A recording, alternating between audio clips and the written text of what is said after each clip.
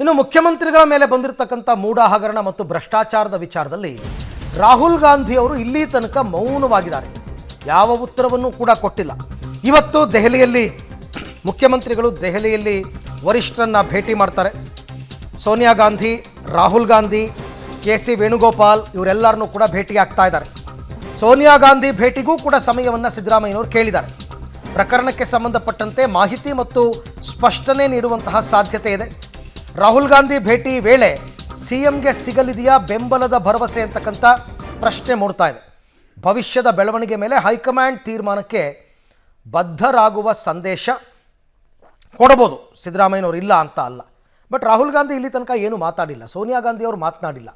ಈ ಬಗ್ಗೆ ಮತ್ತಷ್ಟು ಮಾಹಿತಿ ನನ್ನ ಕೊಲೀಗ್ ಶಬೀರ್ ಅವರಿಂದ ಪಡ್ಕೊಳ್ಳೋಣ. ಶಬೀರ್, ಮೊದಲನೇದಾಗಿ ರಾಹುಲ್ ಗಾಂಧಿ, ಸೋನಿಯಾ ಗಾಂಧಿ ಅವ್ರನ್ನ ಮುಖ್ಯಮಂತ್ರಿಗಳು ಭೇಟಿಯಾಗೋದಕ್ಕೆ ಅವಕಾಶಗಳು ಸಿಗುತ್ತಾ? ರಾಹುಲ್ ಗಾಂಧಿ ಅವರ ಮೌನ ಬೇರೆ ಬೇರೆ ಪ್ರಶ್ನೆಗಳನ್ನು, ಅರ್ಥಗಳನ್ನು ಕೊಡ್ತಾ ಇದೆ. ಏನಾಗಬಹುದು ಮುಖ್ಯಮಂತ್ರಿಗಳ ದೆಹಲಿ ಭೇಟಿ ಸಂದರ್ಭದಲ್ಲಿ? ಅರವಿಂದ್, ಇವತ್ತು ಮಧ್ಯಾಹ್ನ 1:30 ಬಳಿಕ ಸಿಎಂ ಸಿದ್ದರಾಮಯ್ಯ ಅವರು ದೆಹಲಿಗೆ ಬರ್ತಾರೆ. ಇವತ್ತು ಜಮ್ಮು ಕಾಶ್ಮೀರದ ಸಿಇಸಿ ಸಭೆ ಇರುವಂತಹ ಹಿನ್ನೆಲೆಯಲ್ಲಿ ಈ ಸಭೆಯ ಬಳಿಕ ಕಾಂಗ್ರೆಸ್ ವರಿಷ್ಠ ನಾಯಕರನ್ನ ಸಿಎಂ ಸಿದ್ದರಾಮಯ್ಯ ಅವರು ಭೇಟಿಯಾಗುವಂತ ಸಾಧ್ಯತೆಗಳಿದಾವೆ. ಅಂದ್ರೆ ಬಹುಶಃ 5ರಿಂದ 6 ಗಂಟೆಯ ನಡುವೆ ಈ ಭೇಟಿಗಳು ನಡೆಯುವಂತ ಸಾಧ್ಯತೆಗಳನ್ನ ನಾವು ನಿರೀಕ್ಷೆ ಮಾಡಬಹುದು. ಈಗಾಗಲೇ ರಾಹುಲ್ ಗಾಂಧಿ ಅವರು ಭೇಟಿ ಆಗುವಂತ ಭರವಸೆಯನ್ನು ಕೊಟ್ಟಿದ್ದಾರೆ, ಆದ್ರೆ ಸಮಯ ನಿಗದಿ ಆಗಿಲ್ಲ. ಇದ್ರ ಜೊತೆಗೆ ಸೋನಿಯಾ ಗಾಂಧಿ ಅವರನ್ನು ಕೂಡ ಭೇಟಿ ಆಗಬೇಕು ಅನ್ನುವಂತ ನಿಟ್ಟಿನಲ್ಲಿ ಅವರ ಕಚೇರಿಗೆ ಭೇಟಿಗೆ ಸಮಯವನ್ನು ಕೊಡಿ ಅನ್ನುವಂತ ನಿಟ್ಟಿನಲ್ಲಿ ಸಿಎಂ ಕಚೇರಿಯಿಂದಲೂ ಕೂಡ ಈಗ ಮನವಿ ಕೂಡ ಹೋಗಿದೆ. ಇನ್ನು ಕೂಡ ಸಮಯ ನಿಗದಿಯಾಗಿಲ್ಲ. ಅವರು ದೆಹಲಿಗೆ ಬಂದ ಬಳಿಕ ಇಲ್ಲಿನ ಬೆಳವಣಿಗೆಗಳನ್ನ ಆಧರಿಸಿ ಸಮಯ ನೀಡುವಂತದ್ರ ಬಗ್ಗೆ ಅಂತಿಮವಾದಂತಹ ನಿರ್ಧಾರಗಳಾಗುತ್ತೆ.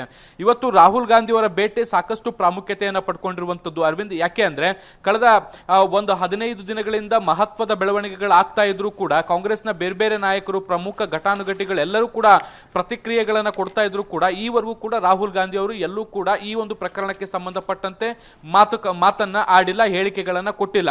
ಮುಖ್ಯವಾಗಿ ನಾವು ಗಮನಿಸೋದಾದ್ರೆ ಕಾಂಗ್ರೆಸ್ನ ಉಸ್ತುವಾರಿ ರಣದೀಪ್ ಸುರ್ಜೇವಾಲಾ ಆಗಿರ್ಬೋದು, ಕೆ.ಸಿ. ವೇಣುಗೋಪಾಲ್ ಆಗಿರ್ಬೋದು, ಎಐಸಿಸಿ ಅಧ್ಯಕ್ಷ ಮಲ್ಲಿಕಾರ್ಜುನ್ ಖರ್ಗೆ ಆಗಿರ್ಬೋದು, ಎಲ್ಲರೂ ಕೂಡ ಈ ಪ್ರಕರಣಕ್ಕೆ ಸಂಬಂಧಪಟ್ಟಂತೆ ತಮ್ಮದೇ ಆದಂತಹ ಹೇಳಿಕೆಗಳನ್ನ ಕೊಟ್ಟಿದ್ದಾರೆ. ಆದರೆ ರಾಹುಲ್ ಗಾಂಧಿ ಅವರು ಕೂಡ ಎಲ್ಲೂ ಹೇಳಿಕೆಗಳನ್ನ ಕೊಟ್ಟಿಲ್ಲ, ಕನಿಷ್ಠ ಒಂದು ಟ್ವೀಟ್ ಅನ್ನು ಕೂಡ ಮಾಡಿಲ್ಲ. ದೇಶದ ಬೇರೆ ಬೇರೆ ವಿಚಾರಗಳಿಗೆ ಸಂಬಂಧಪಟ್ಟಂತೆ ಅವರು ನಿರಂತರವಾದಂತಹ ಹೇಳಿಕೆಗಳನ್ನ ಕೊಡ್ತಾ ಇದ್ದಾರೆ. ಆದರೆ ಸಿಎಂ ಸಿದ್ದರಾಮಯ್ಯ ಅವರ ವಿರುದ್ಧ ಬಂದಿರುವಂತಹ ಭ್ರಷ್ಟಾಚಾರದ ಆರೋಪಕ್ಕೆ ಸಂಬಂಧಪಟ್ಟಂತೆ ಎಲ್ಲೂ ಕೂಡ ಮಾತನಾಡ್ತಿಲ್ಲ. ಹೀಗಾಗಿ ಅವರ ನಡೆ ಏನಿರಬಹುದು ಅನ್ನುವಂಥದ್ದು ಸಾಕಷ್ಟು ಕುತೂಹಲ ಮೂಡಿರುವಂತದ್ದು. ಇವತ್ತು ಸಿದ್ದರಾಮಯ್ಯ ಅವರನ್ನ ಭೇಟಿಯಾದಂತಹ ಸಂದರ್ಭದಲ್ಲಿ ಯಾವ ರೀತಿಯಾದಂತಹ ಸಂದೇಶವನ್ನ ಕೊಡಬಹುದು?